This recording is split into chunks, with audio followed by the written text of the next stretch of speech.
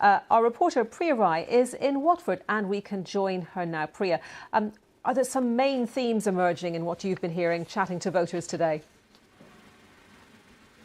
Hello, Anita. Yes, and a lot of those revolve around the stuff that affects people's everyday lives, be it the cost of living or the price of houses. I'm joined by political reporter from BBC Three Counties Radio, Amy Holmes, who talked to us a little bit more about those issues that have been cutting through for voters in this constituency. Well, I think if you do speak to people in Watford, it's a lot of the similar issues, the things that you've just mentioned there, the cost of living, the worries about getting onto the housing ladder.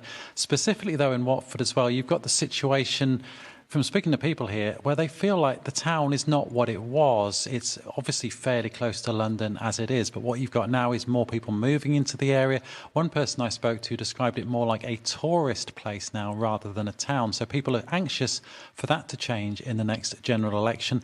They're also keen to find out what's happening with the hospital. They've been promised there is government funding for a brand new hospital. That was revealed last year.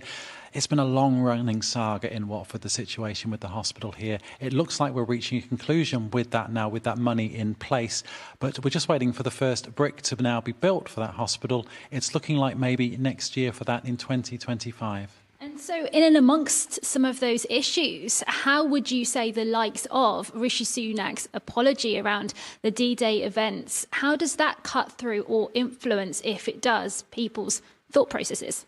Well, I think it's like a lot of things. You know, we're in a campaign now, so lots of things will be coming out. Lots of people will have things to think about. It will be the apology, it'll be the other stuff, it'll be the manifestos going forward. In Watford here, though, they are very much a bellwether seat, which means they tend to vote the same way as the rest of the country. In 2010, for instance, they voted Conservatives when the Conservatives came in. So maybe they're more likely to vote for Labour this time, but it's certainly one thing that they will be talking about when they get home tonight, I should think. And you've touched on it, but it is, I mean, it's one of the reasons we're here today is because as a constituency, it's interesting. It's been held by the Conservatives, but not by a very big margin, and therefore a real hot target for Labour. Absolutely. I think it's in the top 10 Labour target seats at the moment.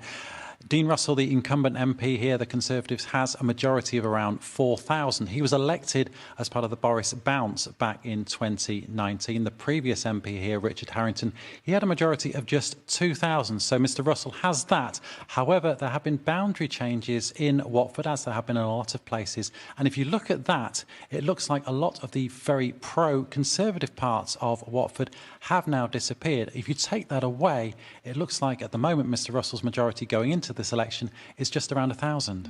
So Anita, could be a constituency to watch, and of course a full list of candidates will appear on the screen as well. Thanks, Anita.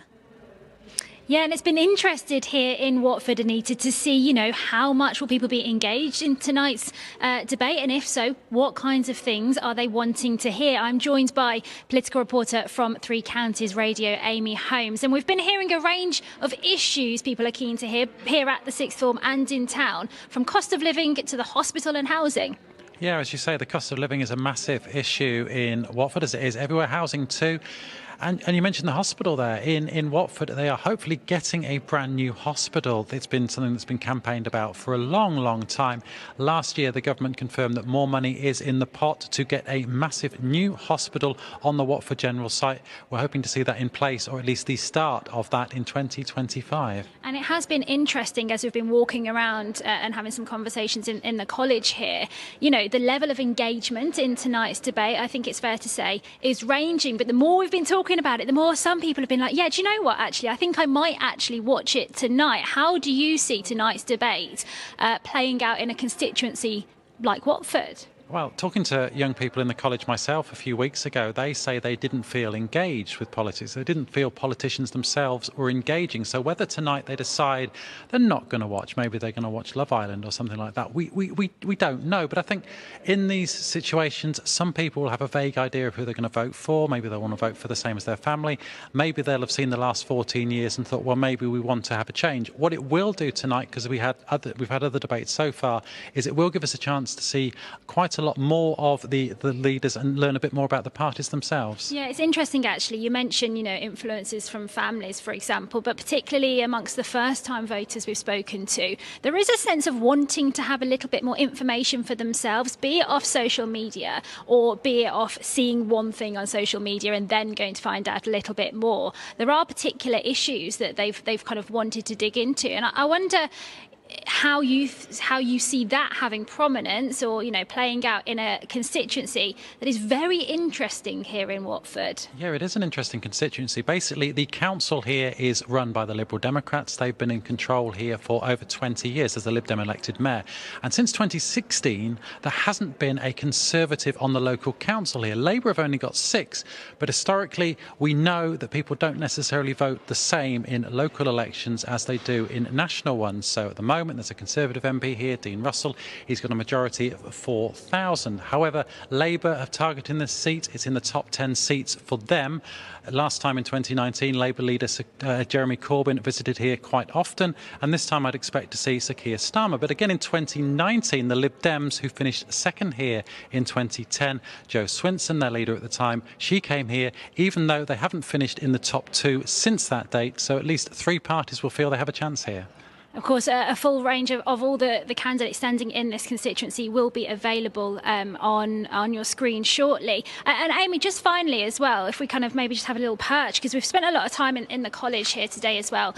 And I feel like, there's a range of things on people's minds, some of which are those local issues that you've mentioned, and others are kind of more emotive of how, I guess, they see national issues and UK-based politics. Yeah, I think it's just one of those times, really. Everyone has an idea of what's going to happen next, but they'll have their own opinions of what that's going to look like. So I think it will be very interesting to see, looking at the debate tonight, exactly what will happen and what people will think, and yet a very emotive time. And I wonder, do you think debates that, can, for some who are really engaged, create moments in elections? For others, it might pass them by. But do you think it does kind of energise in constituencies, essentially outside of Westminster? I think, yeah, it's very easy for us as journalists to get stuck in that Westminster bubble. But I think part of the reason of coming out for doing things like this is to find out what people are thinking. Yeah, you do get moments, down the years, there'll been things that people would have remembered from the previous debates. And I think, yeah, you really just don't know what's going to happen. And it will be interesting to see. For a lot of people, they might see it as a straight shootout between Labour and the Conservatives. But what we might get tonight is some surprising things from the Liberal Democrats. I think it was in maybe the 2010 election that the Liberal Democrat leader at the time did a really good job of persuading people that they might want to vote for him. So you just never know. There might be a brand new star tonight. I know, speaking locally, Daisy Cooper, who's the deputy leader of the Liberal Democrats and St Albans MP, she's involved tonight, so maybe she'll make herself the star of the show this evening. Yeah, it's really interesting the way things may well pan out here. Anita, hoping to pop back down into town over the next hour or so to see what the vibe is there as we do get closer to tonight's debate. Priya, thank you very much.